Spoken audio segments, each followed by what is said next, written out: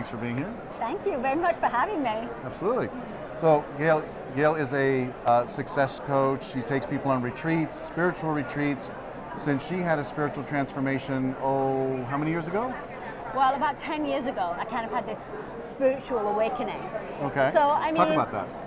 When I was younger, I suppose I had things. I mean, I did by mistake do readings on people, but I never thought I had any kind of abilities. Okay. And I actually had a business. It was a completely different kind of, more of a grounded business. We could talk about that. Yeah.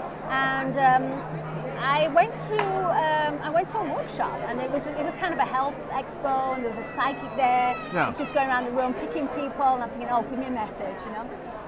I didn't get a message, but right. we thought, oh, we'll go to a workshop. You know, it'd be interesting. She'll give us readings, right? Mm-hmm. We didn't know what the workshop was about. And we get there and science says how to become a medium. And so we did this little meditation, and then we get up on stage, and we're supposed to be talking to this spirit, yeah. you know, somebody's deceased one. And it's for somebody in the audience. And so I get up and I start saying, I don't know, I think I did this wrong because I just made up a story, but you know, I got this guy here, and it's a Grand Pierre Massé, and it's for this guy over here, and he's saying that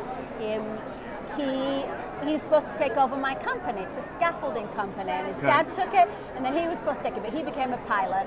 I'm not very happy about that. And different things about, you know, how he passed away and what he did and everything.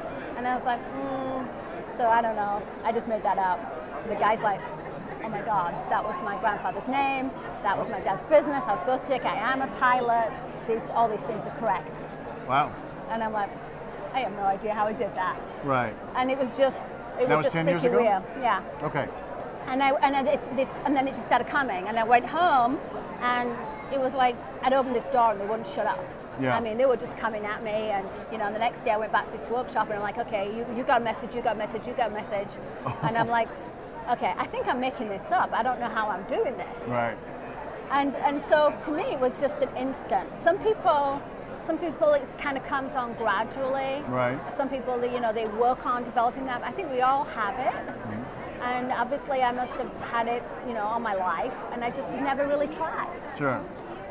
So I know that something else happened. I mean, when you had that's a spiritual transformation, and things happen because now you're leading people on spiritual retreats to Stonehenge, to look at crop circles, Brazil and other places.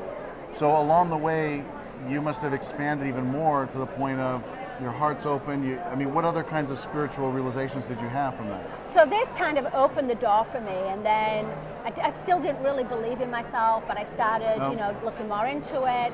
I decided to go on some journeys myself to expand, and then people asked me to speak about my experiences, and just, you know, more and more came in, and I started to realize that we can all do this, but we may have a different way of connecting in, you know.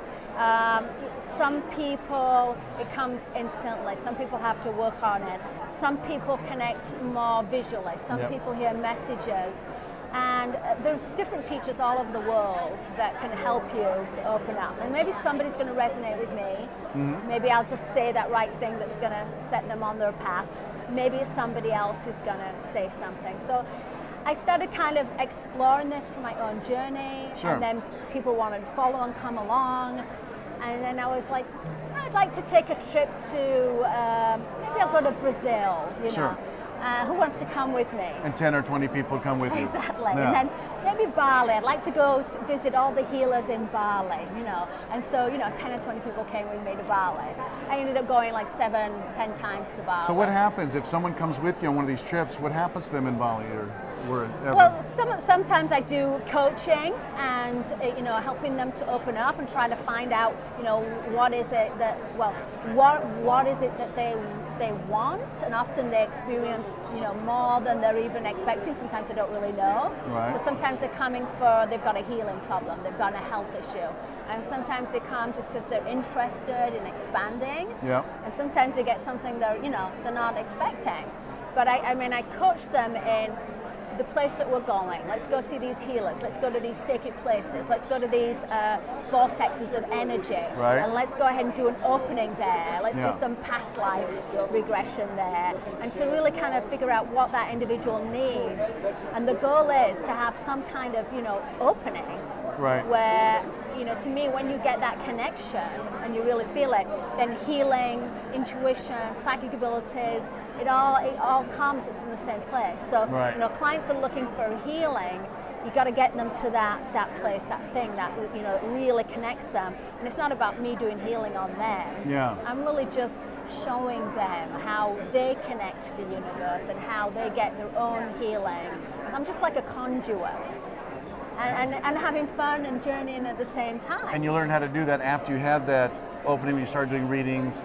It just kept expanding from there. Kept expanding. It was like once that came, it's like a whole universe opened up, and then and then I was told to write a book, and I actually, I went to start to write a book, and I knew I'd written some notes. And I was thinking about manifesting, and I opened up my computer, and there was my entire book.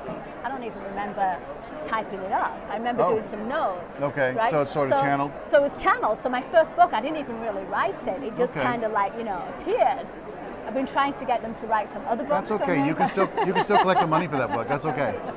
So that was my 30 Days to Prosperity, and that was to help people to have more abundance in their life. And that's been part of my journey, is because I was a business person, and I think a lot of people, they're spiritual. They think you can't be successful and have money and be a business person and be spiritual. You're not a good person. You have to be, if you're a healer and spiritual, then you have to somehow be poor or take the leftovers. But there needs to be an even energy exchange in the form of money sometimes, and they need to be okay in accepting and receiving. We need to, live a joyful, happy, abundant life, and that is, part of it. We need to have abundance to be able to have the experiences and do the things we want to do, and to be help our loved ones. Yes. And so that's part of my journey, is to help people realize that they can be successful and have abundance and have happiness and have healing.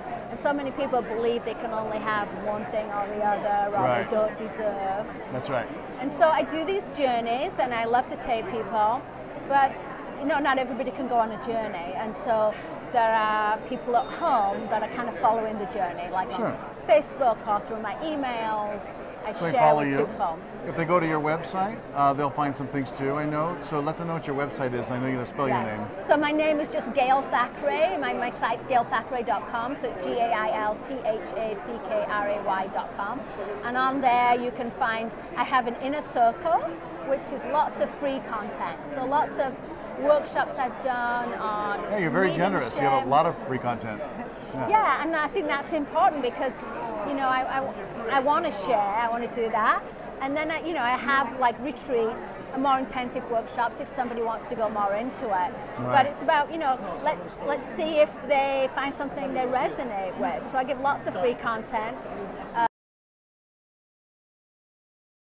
Work that into our life. That's good, because that's public domain. It's been around, and you gave your twist on it. Yeah, so you get the whole original book, and then you get like how can we incorporate that into our life. And they can get that at gailthackray.com. They can find out everything on my site, gailthackray.com. Yeah, so I've done those books. I've done Reiki, so I teach Reiki, and of course I have the Reiki manuals. I also put my Reiki online because not everybody wants to go to a workshop, and it's cheap.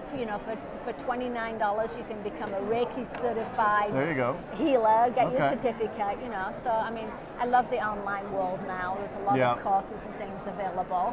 Now, are you still doing those holistic fairs at your ranch property in Sylmar? I do, yeah. So I had a bit of a kind of a major life experience. So a little over a year ago, we had a massive fire, and my place was burned to the ground. Right.